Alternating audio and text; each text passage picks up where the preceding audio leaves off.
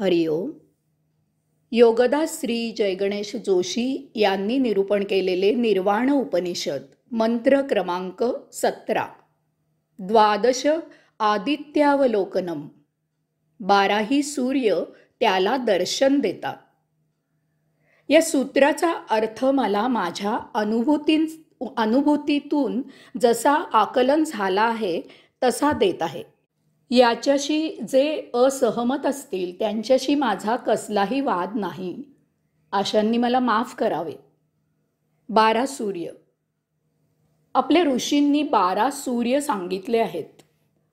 धाता, मित्र, अर्यमा, शुक्र, वरुण, अंश, भग, विवास्वान, पूषा, सविता, त्वष्टा आणि विष्णू असे 12 सूर्य आहेत. यापैकी विवस्वान या सूर्य मालिकेत आपली पृथ्वी आहे. शास्त्रज्ञ म्हणतात की विश्वामध्ये अब्जावधी सूर्य आहेत. त्यांच्या मानाने आपला सूर्य हा फारच लहान आहे. आपला सूर्य आपल्या पृथ्वीपेक्षा 60 लाख पट मोठा आहे. आपल्या सूर्यापेक्षा महाकाय असे अनंत सूर्य आहेत. यावरून त्यांची भव्यता आपण कल्पनेने समजून घ्यावी. आपल्या पृथ्वीपेक्षा 60 लाख पट मोठा असलेला आपला सूर्य आपल्या पृथ्वीपेक्षा 60 लाख पट मोठा असलेला आपला सूर्य आपल्यापासून खूप दूर असल्यामुळे अगदी छोटा दिसतो.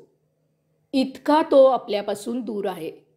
तो खूप दूर असूनही त्याची तप्त झळाळी आपल्याला सहन होत नाही. यावरून आपल्या सूर्यापेक्षा महाकाय असलेल्या अब्जावधी सूर्यांमधून कशा प्रकारे आणि किती ऊर्जा उत्सर्जित होत असेल याची कल्पना करणेही आपल्या आवाक्याबाहेर आहे. यात भर म्हणून अनेक धूमकेतूंची गणना करावी. अशा प्रकारे विश्वाची अनाकलनीय व्याप्ती आणि त्यात उत्सर्जित होत असलेली ऊर्जा ही सर्व दिशेने आणि सर्व बाजूने प्रवाहित होत असते. 12 दिशा, पूर्व, पश्चिम, उत्तर, दक्षिण अशा 4 मुख्य दिशा आहेत. नैऋत्य, आग्नेय, ईशान्य, वायव्य अशा आणखी 4 उपदिशा आहेत. अशा 8 दिशा आहेत.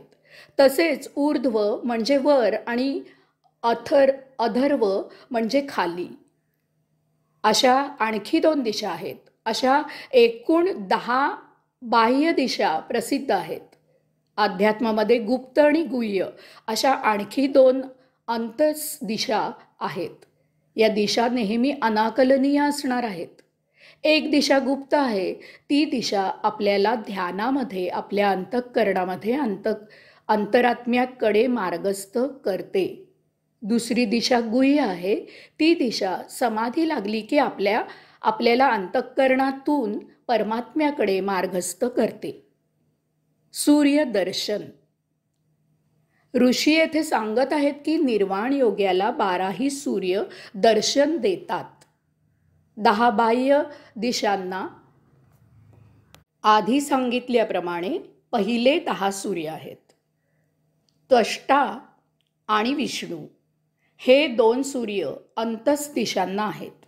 विश्वाच्या केंद्रबिंदूपाशी योगधाम आहे. परम आत्मब्रह्म आहे. तेथून हे विश्वामध्ये सर्वत्र पसरलेले आहे. या केंद्रबिंदूपासून या 12 दिशांना असलेल्या 12 सूर्यांना ऊर्जा मिळते. यापैकी 10 सूर्य बाह्य आहेत. त्यांच्या 10 बाह्य दिशा आहेत. 2 सूर्य अंतस आहेत. या 10 बाह्य सूर्यांचे अनेक सूर्य आहेत. त्या सूर्यांचे अनेक उपसूर्य आहेत. या उपसूर्यांचे अनेक उपसूर्य आहेत.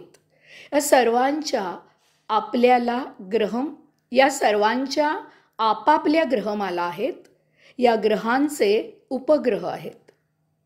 त्वष्टा सूर्य ध्यानामध्ये अंतःकरणातील अंतरात्म्याची गुप्त दिशा प्रकाशित करतो. त्या योगे देह ऊर्जेने व्यापला जातो. तो इतका हलका होतो की देहभान हरपून लोप पावते.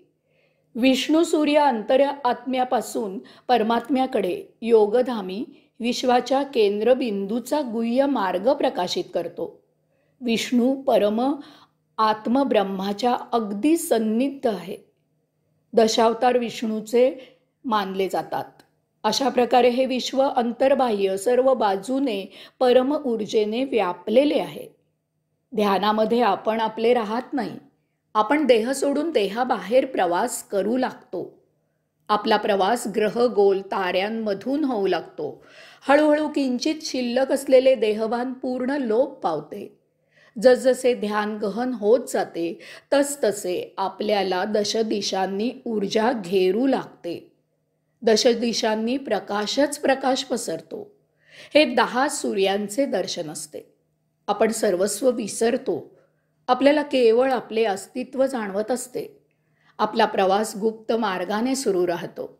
ध्यानामधून जेव्हा समाधी लागते तेव्हा आपले अस्तित्व लोप पावते. जीवात्मा आणि अंतरात्मा यांचे मिलन होते. 11व्या त्वष्टा सूर्याचे दर्शन होते. योग साध्य होतो.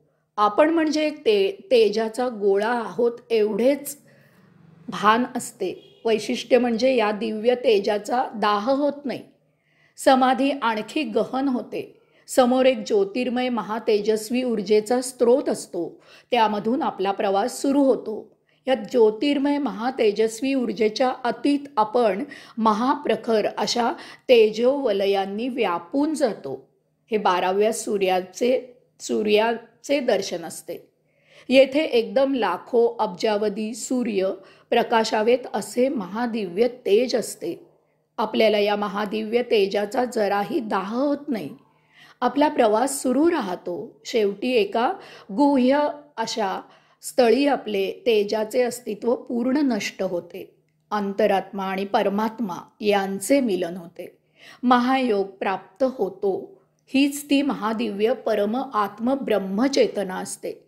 हाच योगधाम असतो. हाच योगेश्वर असतो. हाच अंतिम मुक्काम असतो. हरिओम.